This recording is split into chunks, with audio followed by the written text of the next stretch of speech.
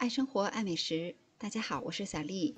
我们今天来做一款非常好吃的巧克力花生饼干，做法特别简单，一看就会。你吃到的每一口都有浓浓的花生和巧克力的香味儿，又酥又香。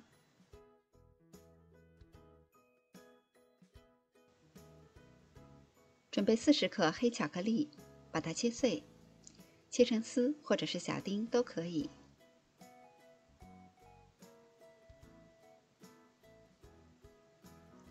切好以后装入碗中备用。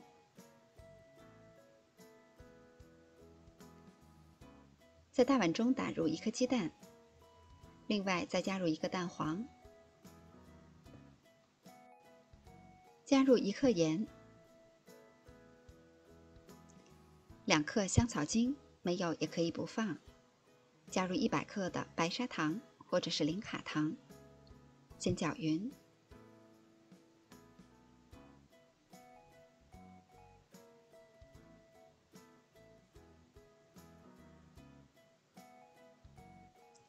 再加入60克的玉米油，搅匀。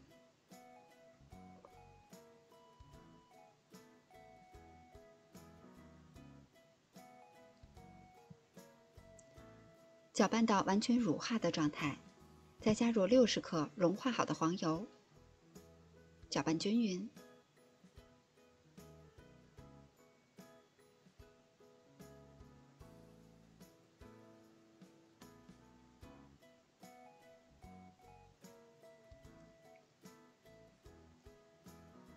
再筛入270克的低筋面粉，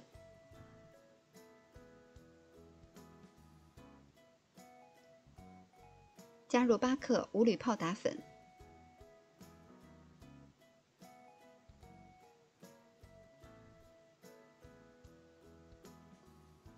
搅拌均匀。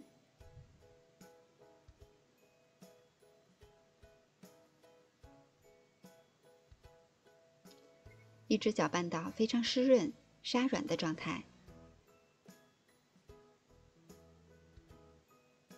再加入已经准备好的巧克力丝，抓匀。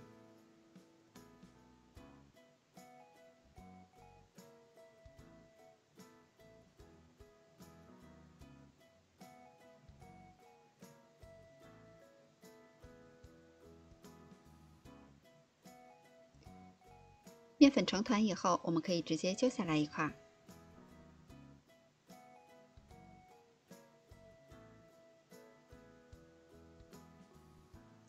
把它攥成团，再整理一下。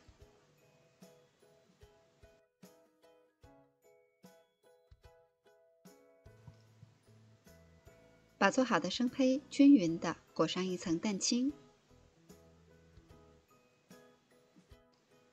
再包裹上一层熟的花生碎，